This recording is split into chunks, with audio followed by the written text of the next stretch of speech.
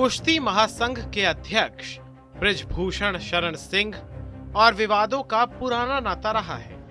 उनके खिलाफ दिल्ली के जंतर मंतर पर पहलवानों और कुश्ती खिलाड़ियों ने मोर्चा खोल दिया है। बृजभूषण शरण सिंह को हटाए जाने की मांग को लेकर पहलवान अनिश्चितकालीन धरना प्रदर्शन कर रहे हैं। इसमें देश के जाने माने रेसलर्स और ओलंपिक पदक विजेता शामिल हैं। बृजभूषण पर महिला पहलवानों के यौन शोषण और मनमानी करने के गंभीर आरोप लगे हैं। बृजभूषण सिंह पर आरोपों और उनकी सफाई की चर्चा एक अलग से वीडियो में करेंगे, लेकिन पहले ये जान लेते हैं कि बृजभूषण सिंह कौन है। बीजेपी युवा मोर्चा का एक छोटा सा नेता कैसे कुश्ती महासंघ की कुर्सी तक पहुंचा। इस वीडियो में उनके राजनीतिक सफर के बारे में आपको विस्तार से बताएंगे। बृजभूषण शरण सिंह की गिनती यूपी के दबंग नेताओं में होती है। वो यूपी के गोंडा जिले के रहने वाले हैं और मौजूदा वक्त में कैसरगंज संसदीय सीट से बीजेपी की टिकट से सांसद हैं। छात्र जीवन से ही बृजभूषण राजनीति में सक्रिय रहे और उनका युवा जीवन अयोध्या के अखाड़ों में गुजरा। कॉलेज के दौर में छात्र संघ चुनाव लड़ा और यहीं से उनके राजनीतिक सफर की शुरुआत हुई। 1988 में वो बीजेपी से जुड़े और 1991 में रिकॉर्ड मतों से संसदीय चुनाव जीतकर पहली बार लोकसभा पहुंचे। उसके बाद 1999 में वो फिर से सांसद बने।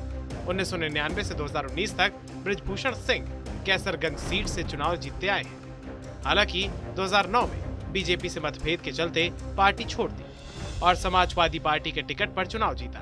2014 में बृजभूषण सिंह फिर से बीजेपी में शामिल हो गए और लोकसभा चुनाव में जीत हासिल की। 1999 से लेकर अब तक वो एक भी चुनाव नहीं हारे।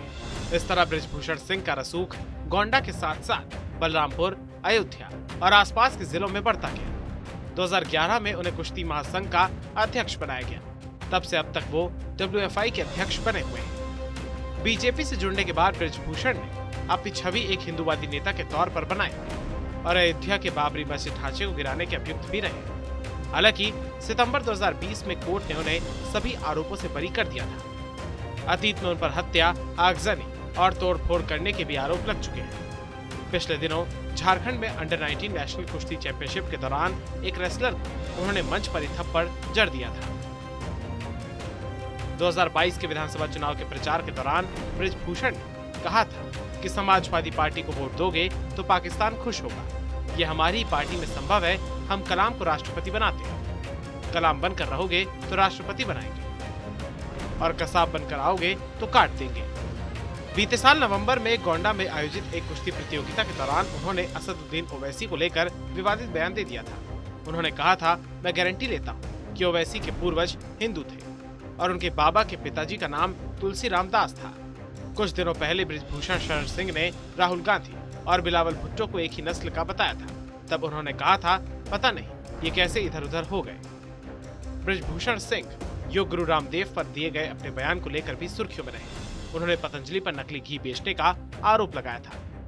पतंजलि के लीगल नोटिस भेजने के बावजूद बृजभूषण ने आज तक माफी नहीं मांगी। अपनी बेबाकी के लिए हमेशा सुर्खियों में बने रहने वाले बृजभूषण शरण सिंह खुद अपनी पार्टी को निशाने पर ले चुके हैं। बीते वर्ष जब उत्तर प्रदेश में बारिश और बाढ़ की चपेट थी, तब वो अपने चुनावी क्षेत्र में पहुंचे और वहां चल रहे राहत कार्यों को देखकर उन्होंने अपनी ही पार्टी को लपेटे में ले लिया था।